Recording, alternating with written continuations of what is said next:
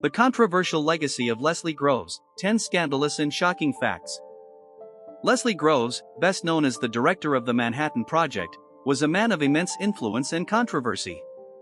His role in the development of the atomic bomb and his iron-fisted management style made him both revered and reviled.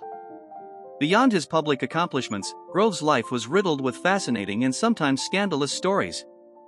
Here are 10 of the most shocking and intriguing facts about Leslie Groves. Number 1.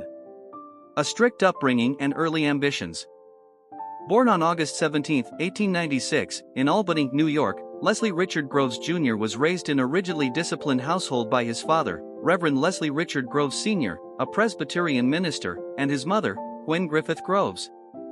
Reverence for authority and hard work were cornerstones of his upbringing. Groves excelled academically, showcasing his intelligence and drive early on. However, his fiery temper and unyielding nature often caused friction. He harbored ambitions of attending West Point, a goal he pursued with relentless determination, earning an appointment in 1916. In 1922, Groves married Grace Hulbert, a reserved yet supportive partner who endured his demanding military career. The couple had 2 children, Richard Hulbert Groves and Gwen Groves, but Groves' devotion to the Army often strained his family life. His wife remarked, "The Army was his first love, we came second," highlighting Groves' single-minded dedication to his career, which overshadowed his personal relationships. Number 2. The ruthless rise through the ranks. Groves' rise within the Army Corps of Engineers was marked by both remarkable achievements and a trail of adversaries. From the beginning, Groves established himself as a perfectionist with an almost obsessive attention to detail. His peers and superiors noted his extraordinary capacity for work but also his impatience with anything less than excellence. In the 1930s, Groves was instrumental in overseeing the construction of military infrastructure, including airfields and barracks. However, it was his leadership during the Pentagon construction project in 1941 to 1943 that brought him national attention. Tasked with completing what was then the world's largest office building, Groves orchestrated its completion in just 16 months, a feat achieved under intense wartime pressures. Groves' management style was authoritarian and uncompromising. He frequently clashed with contractors, architects, and even fellow officers.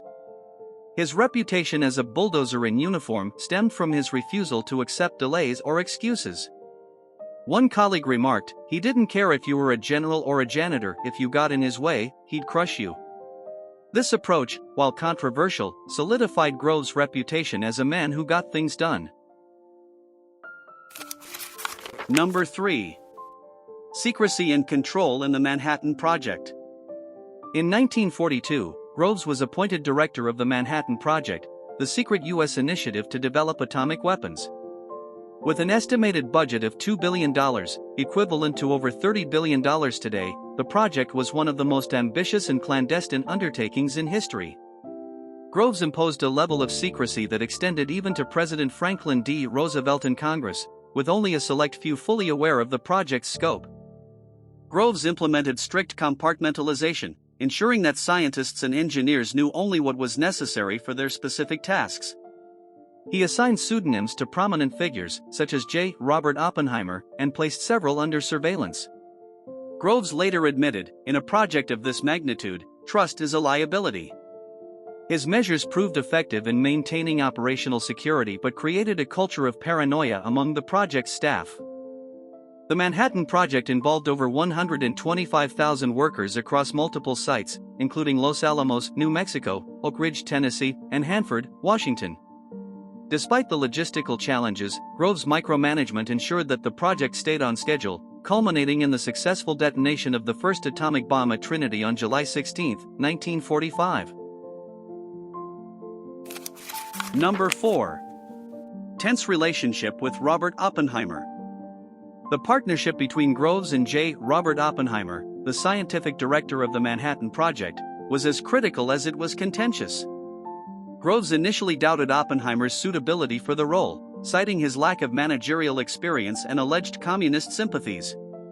FBI investigations into Oppenheimer's connections to leftist groups deepened Groves' mistrust, leading him to authorize extensive surveillance of the physicist.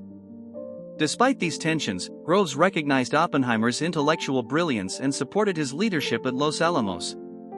The two often clashed over decisions, with Oppenheimer advocating for scientific openness and Groves insisting on strict secrecy. Yet, their combined efforts were pivotal to the project's success. In a surprising act of loyalty, Groves defended Oppenheimer during the physicist's 1954 security clearance hearing, despite their past disagreements. Groves testified that Oppenheimer's contributions had been indispensable, calling him the right man at the right time. This defense, however, did little to repair their strained relationship, which remained frosty until Oppenheimer's death. Number 5. The Dresden firebombing controversy. Though Groves was not directly responsible for the firebombing of Dresden in February 1945, his alleged support for the attack scope has sparked controversy.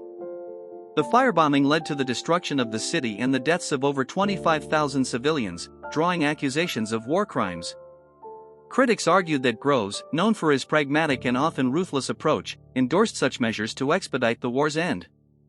While the truth of his involvement remains debated, the Dresden bombing remains a dark chapter in the legacy of the Allied war effort. Number 6.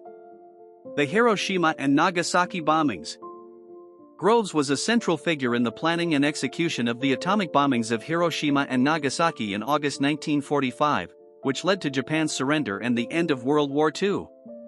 The bombings killed over 200,000 people, including tens of thousands of civilians.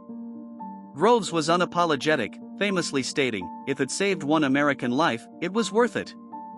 His role in the decision-making process has been the subject of intense scrutiny. Groves viewed the bombings as a necessary demonstration of power, both to end the war and to establish the United States as a dominant global force. His pragmatic, some say cold-blooded, approach cemented his reputation as a figure willing to make morally complex decisions in pursuit of victory. Number 7. Espionage scandals. Despite Groves' stringent security measures, the Manhattan Project fell victim to espionage. Spies like Klaus Fuchs and Julius and Ethel Rosenberg successfully leaked critical information to the Soviet Union, contributing to the onset of the Cold War nuclear arms race. Critics argued that Groves' obsession with micromanaging internal staff blinded him to external vulnerabilities. These breaches tarnished the project's legacy, highlighting the limits of Groves' control. Number 8. The Oak Ridge displacement. The establishment of Oak Ridge, Tennessee, as a primary Manhattan Project site led to the forced displacement of over 3,000 residents.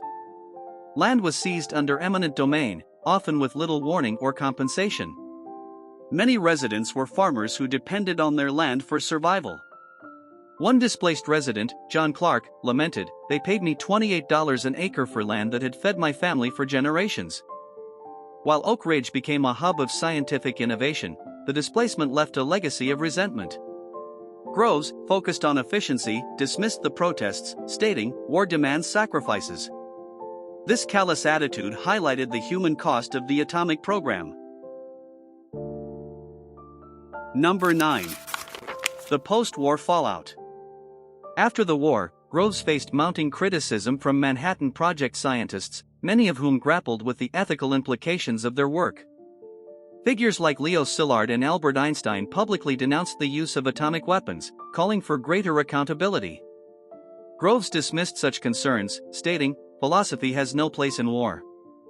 His pragmatic approach alienated many of his former colleagues, who accused him of prioritizing military objectives over moral considerations. These debates would shape the public perception of the atomic age and Groves' legacy. Number 10. A contentious retirement. Groves retired from the Army in 1948, taking a position as vice president of the Sperry Rand Corporation, where he oversaw technological development. In 1962, he published his memoirs, Now It Can Be Told, offering a detailed defense of his wartime decisions. Reflecting on his career, Groves wrote, "History will judge me, but I have no regrets." He lived a quiet life until his death from a heart attack on July 13, 1970, in Washington, D.C. Despite his retirement, Groves remained a controversial figure, with his name forever tied to the dawn of the atomic age and the ethical dilemmas it unleashed.